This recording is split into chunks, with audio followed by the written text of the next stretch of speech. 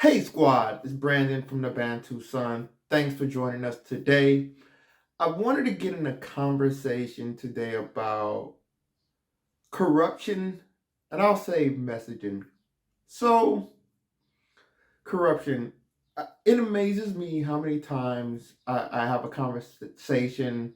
I don't like to say debate. I'm not really a debating person. I think it's up to you to find out what suits you best and pursue those lines. And if you don't feel comfortable with that or you want to explore further options, of course, I'm always willing to have a conversation. But usually I have a conversation with someone, and this is usually regards to a tropical country, a lot of times in Africa especially. But they quickly talk about, we discuss why do some countries do well, economic development, etc. We'll get to the conversation of some of these countries, and the first word they love to throw out is corruption. So I abhor that. I find that actually kind of it's a cop out. I'm not gonna say, but I'll say borderline cowardice, because what it really saying is it's probably one of the most biggest things you can say, as if one culture or one region of the world has monopolized corruption. When you look at the world and how it's laid out in the macro trends, even me myself sitting here speaking a, a language of colonizers. I'm speaking English. This isn't a living in the U.S. This isn't a indigenous language to this continent.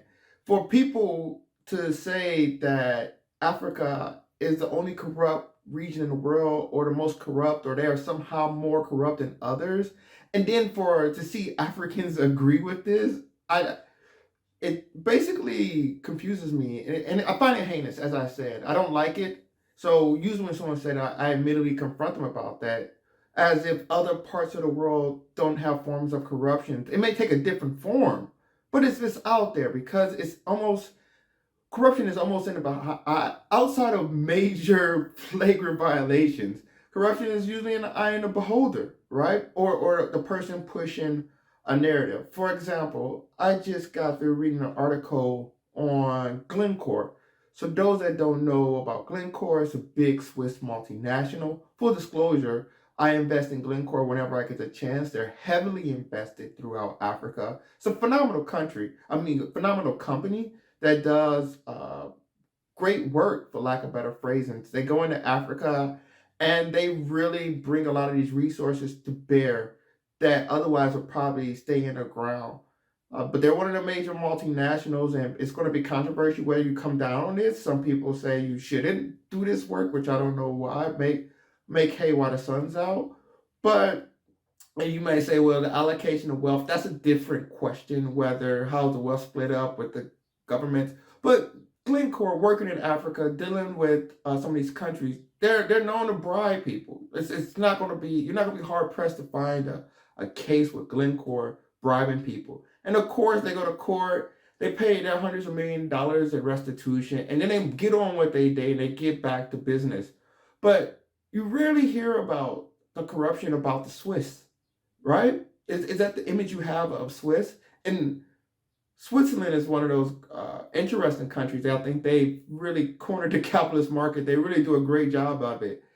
They punch above their weight economically, and I think there's some gems in there, especially because it's a multilingual nation and you're dealing with different groups of people that have come together for the sole purpose of developing their country. And how they're doing that? Putting money in people's pockets and getting them invested in the country's well-being. Gold is another one. The Swiss are real big in Africa on gold. Chocolate. The Swiss are real big in Africa on chocolate. Point I'm trying to say is, how do you think they're getting these deals? How do you think they're negotiating deals? And who's to say what is above and below line? That's a different conversation. Point of the matter is, they go in, they make deals, they get deals accomplished. When you have a problem in Ukraine and you have this breakaway war from Russia, is that not a form of corruption? Well, the Russians will see it as such. So it's really about whose interest is being at play. And this is what I continuously come back to as we discuss things, is the acknowledgement of people's interest. And do not dismiss this, because you dismissing a person's interest, I think, is in line with dismissing that person. People come to the table for a reason. If someone goes to get a job and will this person work their job without a paycheck? Are you bribing this person? Is that a form of corruption? Because that person probably wouldn't work for free.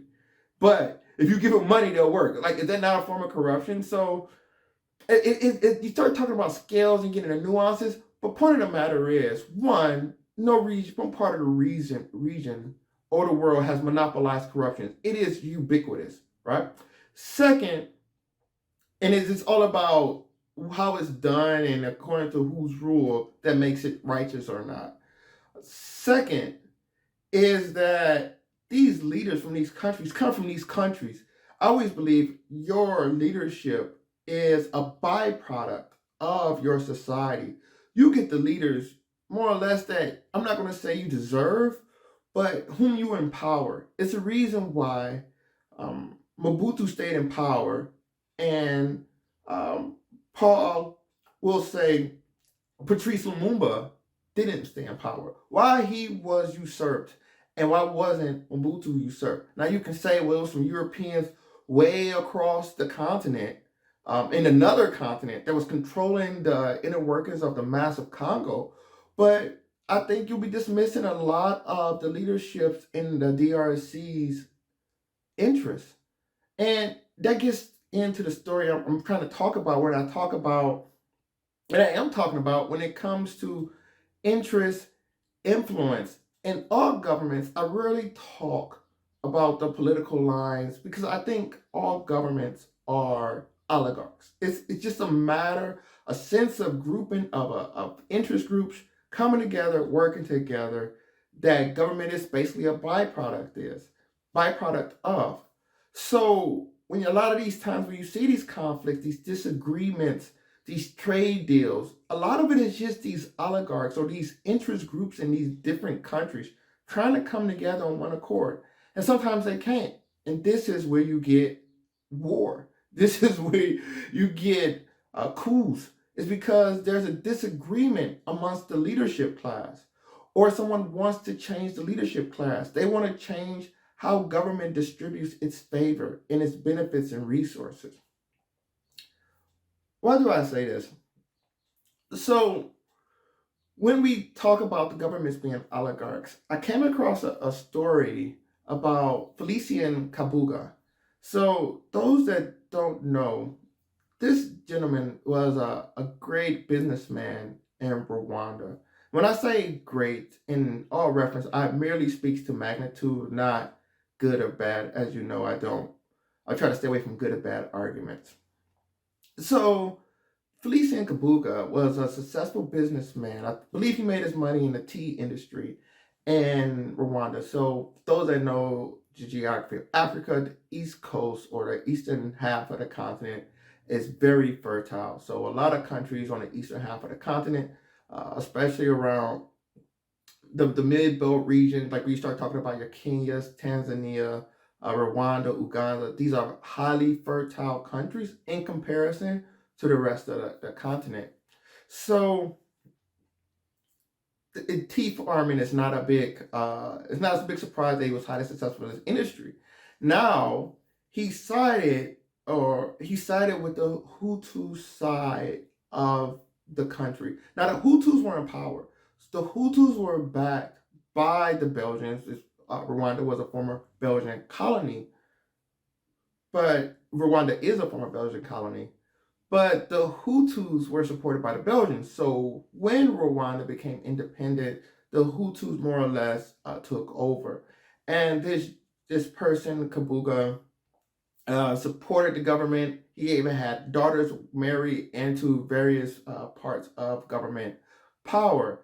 So it was a very close relationship. Nevertheless, now he's being one of the people being tried in The Hague for his role that he played in the 1994 Rwanda genocide. He's considered one of the major provocateurs during that genocide. He's considered to be the major propagandist during the genocide. I believe he owned a radio station that went out and encouraged Hutus to commit violence upon their Tutsi neighbors, unfortunately. He's also considered to be one of the persons that was able to facilitate the importation of machetes in mass, which allowed the massive slaughter of nearly a million Rwandans. So this brutal act was pretty much seen to come under his influence. When you dive into this story a little bit and its heinous behavior, you start to peel back the onion of how things work. And this is where I always talk about understanding the underlying story. Of course, as an individual, your influence on a government is minimum. But if you understand that these people are interest groups and they're seeking out their interests, this is a person that was highly invested in the way things were. And he did not want those things to change. Hutu power was almost inherent in his own success. Insofar as Hutus are successful, he will be successful. And therefore, he will support that end by whatever means necessary. Conversely, on this, you have current president of Rwanda, Paul Kagame. And I remember talking to people, and I would ask them, they would say, America's this, America's evil, America's the great demon. All these propaganda tips that other people blame their problems on countries from way across the planet. So sometimes justifiably so, most of the time, no. So one of the conversation I said, well, who do you want your country to, what is a model for your country? I think anybody should be able to tell me a model for their country, or else they're just pretty talking fantasy, right? You should be able to say, well, I've seen a country operate like this. I think it's phenomenal, and I would seek to replicate that in some form of my country. They said Rwanda. President Paul Kagame's Rwanda, I mind you. So President Kagame is a very interesting person. He's great to listen to. He's a very articulate person. He gives a very strong presence when he talks, very authoritarian. And I don't mean that in a bad way, just a way that he takes up oxygen. He's a person that should be taken very seriously. And when you look at his background, he should be taken very seriously. So he grew up, he's from Rwanda, but he grew up exiled in Uganda. And when the leadership of President Museveni took over, he was considered one of the top soldiers in that administration. But it was always with intent, whether that's discomfort of this exiled Tutsi community that went into Uganda during Rwanda's independence and some of the backlash that the Tutsis received in Rwanda at the time, or whether it's just Ugandans not really appreciating too many Tutsis getting high-ranking Ugandan positions, or too many Rwandans getting high-ranking Ugandan positions. There was always, it seems, an understanding that these Tutsis will go back to Rwanda, one way or another. Now, obviously, this will be a direct threat to the current Hutu administration. But I tell people, President Kagame has a very strong Western background. He was even trained in Fort Leavenworth, U.S. military college in Fort Leavenworth, Kansas. He's been to America. He was actually trained by Americans.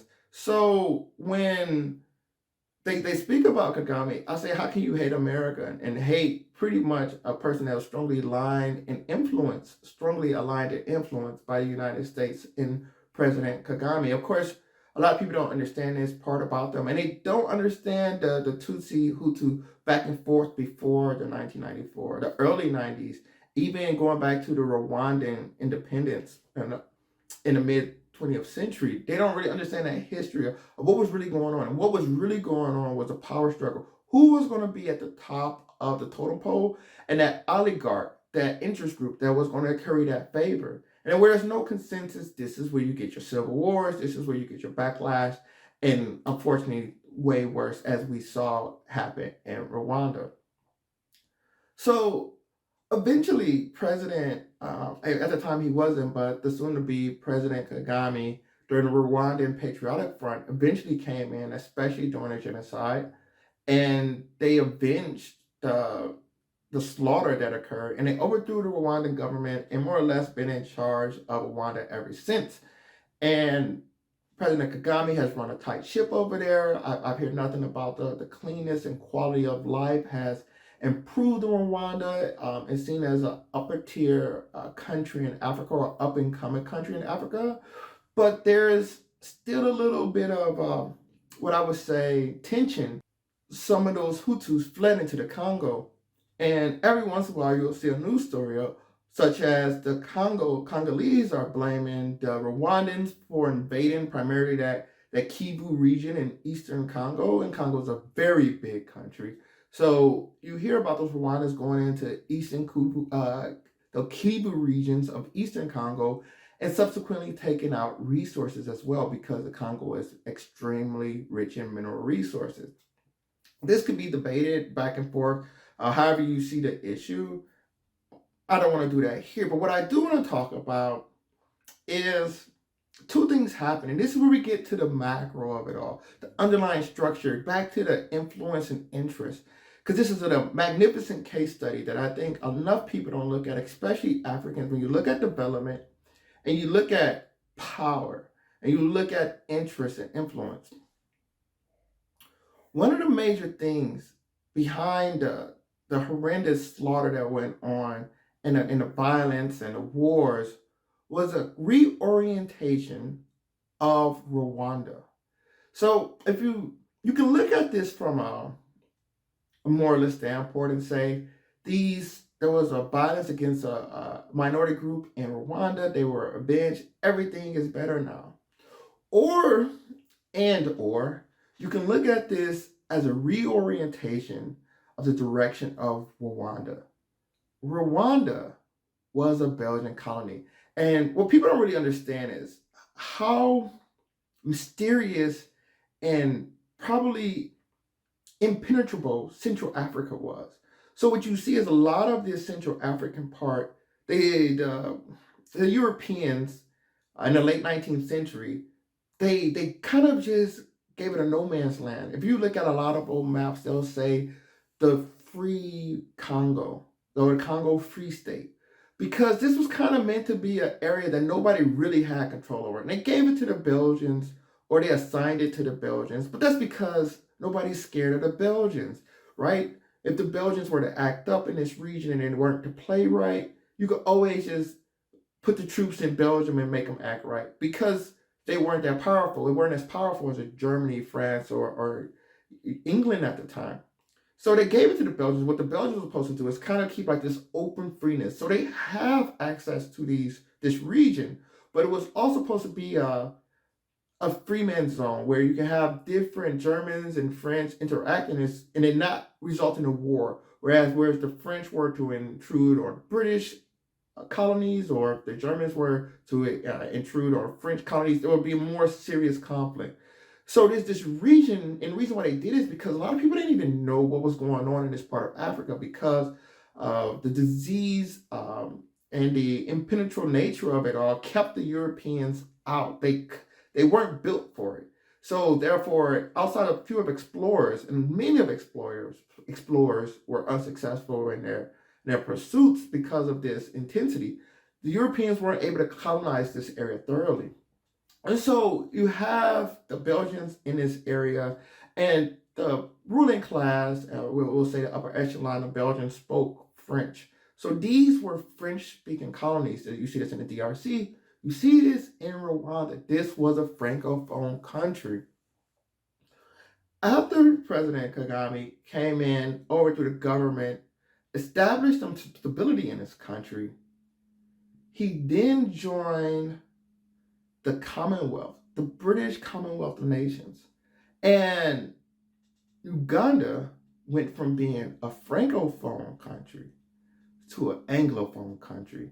Now, of course, Rwanda have their own indigenous language, but they also embraced English and overnight made English the language of the land, teaching it in school, in government, in commerce, in industry. And in doing so, they're opening up the door, or they open up the door to join into the Anglo sphere of interest. The trades, the communication, the network a lot of the benefits that come from speaking similar language. One thing you'll notice about the British Empire, and even now, when you see whether this is call centers going up in the Philippines, or tech being outsourced to India, why? Because they speak a similar language. So these laborers or these workers are almost interchangeable. They're not, but almost to a point because of the communication has been facilitated by speaking the same language. I found this to be interesting. I found this to be a very interesting component of the Kagame regime. It signifies two things. One, the continuing hollowing out of continental power in Europe. Once again, France gets smacked. I really think it's an opportunity. They're pretty much on the verge of mere irrelevance, can I say? But I do think there's opportunity for France to go into Africa. France to say, we did some things that were not in your best interest. We were arrogant in our way of thinking, arrogant possibly in pushing this francophone currency or this franc currency throughout Central and West Africa that we control. Let us be a partner, because at the end of the day, what France needs is markets. And what can Africa offer? Markets. And what does Africa need? Development. And what does France have? Opportunities for development. So I think that relationship can be built. You already speak French now. You can completely throw it away, or some of these countries can really take advantage of the opportunities. Second thing that I wanted to, so it's the acknowledgement of this relationship between France and Africa that is completely chaos now. If you're looking at what they're doing to French embassies right now, it's complete chaos. The second thing that I think this signify is the messaging, the marketing, the idea that's being promoted by Rwanda now. So as I say, I hear nothing but good things about Rwanda. President Kagame is a powerful and great leader out there.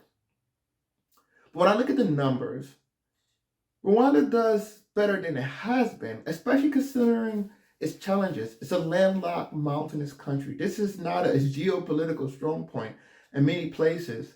So they have an uphill battle from that aspect. Of course, they're highly fertile, and they'll be able to get into niche markets using that, such as they probably have with the tea.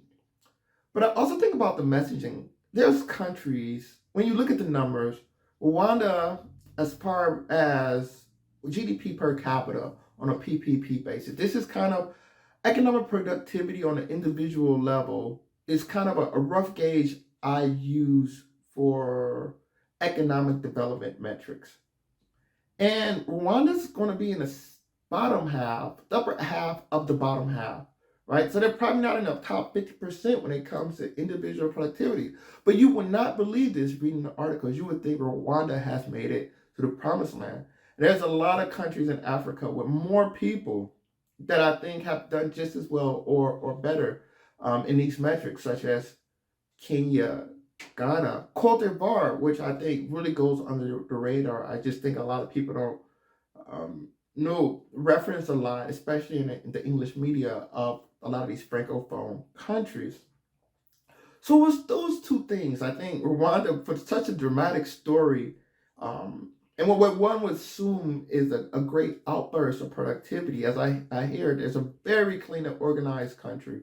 So hats off to Rwanda on that level of development. But I also understand that Rwanda has a ways to go, especially when it comes to mending relationships and cooperating with their neighbors. So I wanted to talk about the history of this region, why this region is important, but I also want to reiterate the importance of recognizing influence and interest once again. And lastly, I'll say this. Kabuga, the businessman, they found him in Paris. And of course, President Kagame, being a man that ushered in an Anglophone Rwanda as opposed to a Francophone Rwanda, they found this gentleman, Kabuga, in Paris. It's no wonder that President Kagame, when he speaks sometimes, he'll take a swipe at France and their role into the genocide, the Rwandan genocide.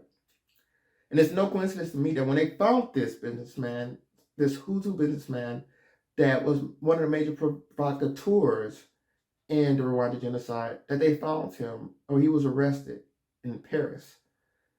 I don't think he got an appearance unknown, a person of that such high profile and visibility.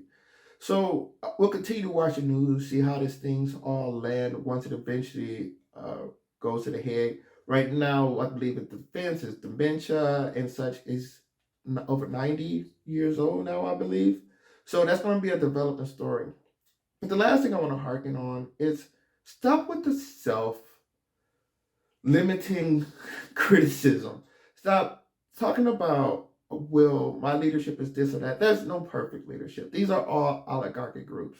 Uh, some people like to get in that conversation and split hairs, but I find it to be a race to the bottom, more or less, and just erase the name calling.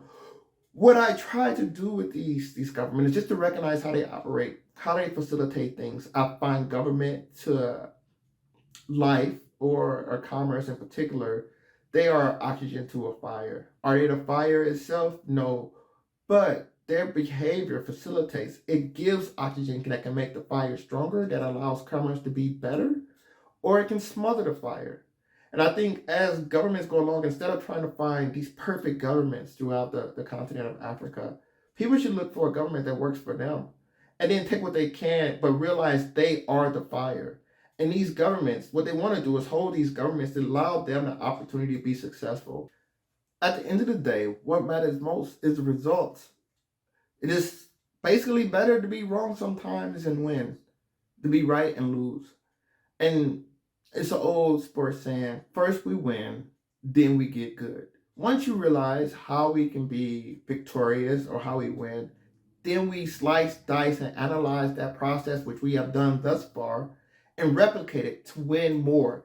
That is how you become great. But you got to win first. And winning to me in this definition has to be along the lines of victory. Is the outcome to your advantage? That's our thoughts. Thanks for joining us. Until next time, take care. Please like, subscribe, and comment. I'd like to hear your opinion as well. But take care, and until next time, Bantu up.